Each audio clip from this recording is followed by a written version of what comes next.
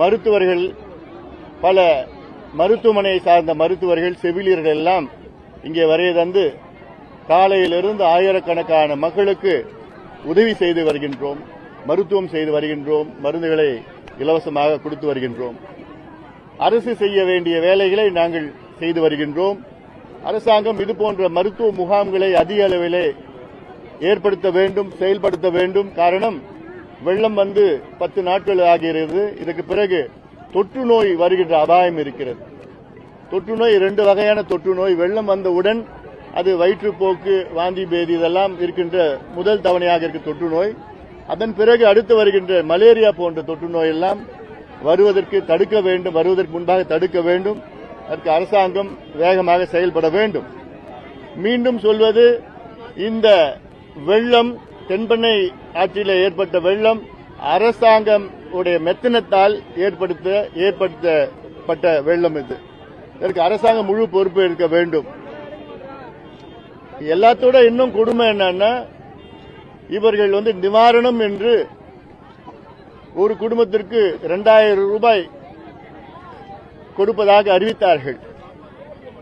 அதாவது இதற்கு முன்பு சென்னையில புயல் வந்து, மிக்ஜாம் புயல் வந்து சென்னை மக்களுக்கு 6000 ரூபாய் ஒரு குடும்பத்துக்கு கொடுத்தார்கள். அதுவும் சென்னையில் பார்த்தா அடுக்குமாடி குடியிருப்புகள், 8வது மாடி 9வது மாடியில் இருக்கவங்க அவங்களுக்கு வெள்ளத்துக்கு அவங்களுக்கு சம்பந்தமே கிடையாது. ஆனா அவங்களுக்கெல்லாம் ஒரு குடும்பத்துக்கு 6000 ரூபாய் கொடுத்தார்கள்.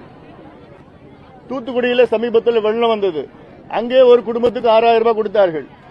ஆனால் கடலூர் மாவட்டம், விழுப்புரம் மாவட்டம், திருவண்ணாமலை மாவட்ட மக்களுக்கு 2000 ரூபாய்.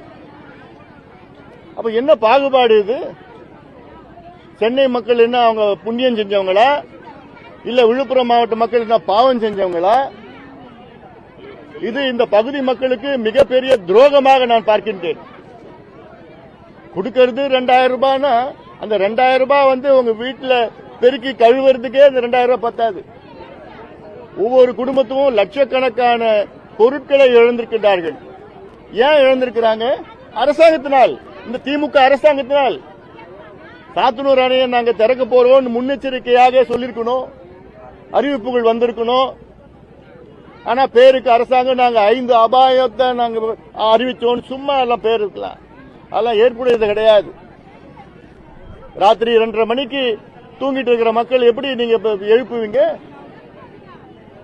சாத்தனூர் அணை நிரம்பிட்டு இருக்கு, வெள்ளம், அதாவது புயல் வந்துட்டு இருக்கு. அதுக்கு புயல் வருவதற்கு முன்பாக சாத்தனூர் அணை பாத்தீங்கன்னா 119 அடி உயரம் உள்ள சாத்தனூர் அணை 118 அடி தண்ணி இருக்கிறதுல.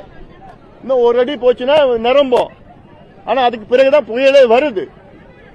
அப்ப நீங்க முன்னெச்சரிக்கையா அந்த தண்ணி எல்லாம் வெளியேற்றணும் இல்ல? புயல் வருதுன்னு தெரியல, அவ்வளவு கூடமா அந்த அதிகாரிகளுக்கு தெரியாது, அரசாங்கத்துக்கு தெரியாது. அதுவும் இங்க சாத்தனூர்ல பாத்தீங்கன்னா நீர்பிடிப்பு பகுதி மேல இருக்கிறது. திருவண்ணாமலை மாவட்டம், சாத்தனூர் திருவண்ணாமலை மாவட்டத்தில் இருக்கு, ஆனா அதுக்கு மேல இருக்கிற பிடிப்பு பகுதி. கிருஷ்ணகிரி, தருமபுரி, பெங்களூர்ல அவ்வளவு மழை, வெள்ளம் 52 சென்டிமீட்டர் ஊத்தங்கரையில பெய்யுது.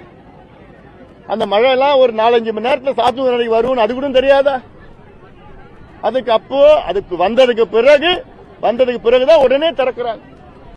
ஏன் இவங்க தானே சொன்னாங்க செம்பரம்பாக்கம் அப்படி சம்பவம் சொன்னாங்களே திமுக அரசு. இப்ப சாத்தனூர் சம்பவம் செம்பரம்பாக்கம் சம்பவத்தோட மோசமானது. இந்த இவங்களால தமிழ்நாடு அரசாங்கத்தினால கிட்டத்தட்ட 20 பேர் உயிரிழந்திருக்கிறாங்க. அதுக்கு முழு பொறுப்பு முதலமைச்சர் ஸ்டாலின் அவர்கள் தான், அவருடைய அரசு தான் பொறுப்பு ஏற்றுக்கணும். விழுப்புரம் மாவட்டத்தில் மட்டும் இந்த வெள்ளத்தினால 59,000 ஹெக்டேர், கிட்டத்தட்ட ஒரு 1.5 லட்சம் ஏக்கர் பாதிப்பு. பயிர், நெல் பயிர் மட்டும், மற்ற பயிர்கள் எல்லாம் சேர்ந்தீங்கன்னா 2 லட்சம் ஏக்கர் இங்க பாதிப்பு விழுப்புரம் மாவட்டத்தில் மட்டும். ஒட்டுமொத்தம் இந்த வட மாவட்டத்தில் பாத்தீங்கன்னா கிட்டத்தட்ட ஒரு 4.5 லட்சம் ஏக்கர் பயிர் வீணாகி இருக்கிறது, பாழாயிருக்கு. அதுக்கு இழப்பீடு கொடுக்கணும். முதலமைச்சர் நான் கேட்கிறேன், அது ஏன் இந்த வட மாவட்ட மக்கள் மீது உங்களுக்கு என்ன அவ்வளவு வன்மம்? வட மாவட்ட மக்கள் பாதிக்கப்பட்டா அவங்களுக்கு 2000 ரூபாய், சென்னை மக்கள் பாதிக்கப்பட்டு, தூத்துக்குடி மக்கள் பாதிக்கப்பட்டா அவங்களுக்கு 6000 ரூபாய். அப்படின்னா உங்களுக்கு இந்த மக்கள் மீது வன்மம் இருக்கு. இந்த மக்கள் என்ன உங்களுக்கு என்ன அவ்வளவு துரோகம் பண்ணிருக்காங்களா? உங்களுக்கு தானே ஓட்டு போட்டாங்க. ஓட்டு போட்ட மக்களுக்கு நீங்க துரோகம் பண்ண நீங்க தான். ஏன் அவ்வளவு வன்மை உங்களுக்கு? அதனால தமிழ்நாடு அரசு முறையான கணக்கெடுக்கணும். போராட்டத்துல எல்லாம் அவ்வளவு பாவமா இருக்கு. மக்களை பார்த்தாலே அவ்வளவு பாவமா இருக்கு. எங்களுக்கு எல்லாம் அவ்வளவு கோபமா இருக்கு. இன்னைக்கு வரைக்கும் எந்த நிர்வாகம் வரல. இதுல ஆளுங்கட்சி சார்ந்த திமுக கிளை செயலாளர் மூலமா வாங்க, அவங்க மூலமா வந்தீங்கன்னா காசு கொடுப்போம். என்ன அரசியல் பண்றீங்க இந்த நேரத்தில்? போயிட்டு துயரத்தில் இருக்கிறாங்க மக்கள் எல்லாம். பாவமா இருக்கு. மக்கள் எல்லாம் எல்லாத்தையும் இழந்து இருக்கிறாங்க. சாதாரண குடிக்கிற தண்ணி கூட இல்லாம இருக்குது. குடிக்கிற தண்ணி இல்ல, குழந்தைகளுக்கு பால் கிடையாது, சாப்பாடு இல்ல, சாப்பாடு செய்யறதுக்கு இடம் இல்லையே, எல்லாம் அடிச்சிட்டு போயிடுச்சு. இது நான் சொல்றது 10 நாளுக்கு பிறகு. 10 நாள் ஆகியும் இன்னும் இந்த நிலைனா அப்புறம் என்னையா நிர்வாகம் பண்றீங்க? எனக்கே அரசாங்கம் வச்சுட்டு இருக்கீங்க? சும்மா விளம்பரம் படுத்திட்டு இருக்கீங்களா? கால் ஷீட் கொடுக்குறீங்களா? தினம் 2 மணி நேரம் 3 மணி நேரம் கால் ஷீட் கொடுத்து போட்டோ எடுத்துக்கிட்டு வீடியோ எடுத்துக்கிட்டு அது காலையில இருந்து சாயங்காலம் செய்தி போட்டு பதிவு பண்ணிட்டு இருக்கீங்களா? இதுனா கால் ஷீட் அரசாங்கமா? அது எவ்வளவு மோசமா மக்கள் பாதிக்கப்பட்டு இருக்கிறாங்க. கொடுங்க. இன்னைக்கு மத்திய குழு கூட பார்வையிட்டு இருக்கு. மத்திய அரசு 944 கோடி ரூபாய் முதல் தவணையா கொடுத்திருக்கிறாங்க. 2வது தவணையா குறைந்தது 20,000 கோடி கொடுக்கணும். இது எங்களுடைய கோரிக்கை. 2வது தவணையா முழுமையா இந்த மக்களுக்கு அவங்க இழந்தது எல்லாத்துக்கும் ஈடு செய்யணும். உடைமைகள், பொருள், வீடு, அவங்களோட கால்நடைகள், அவங்க பயிர் இழப்பீடு எல்லாமே அவசரமா கொடுக்கணும். இன்னும் மக்கள் அவ்வளவு பாவமா இருக்கிற மக்கள் அவர் உதவி செய்யுங்க. அரசாங்கம் உதவி செய்யுங்க. அதிகாரிகள் வரணும். போதுமானது கிடையாது. ஏதோ அங்க இங்க ஒண்ணு நடந்துட்டு இருக்கிறதுல அதை பார்த்து விளம்பரப்படுத்தி அதை பதிவு போட்டு அங்க செய்யறோம் என்ன செய்யறீங்க?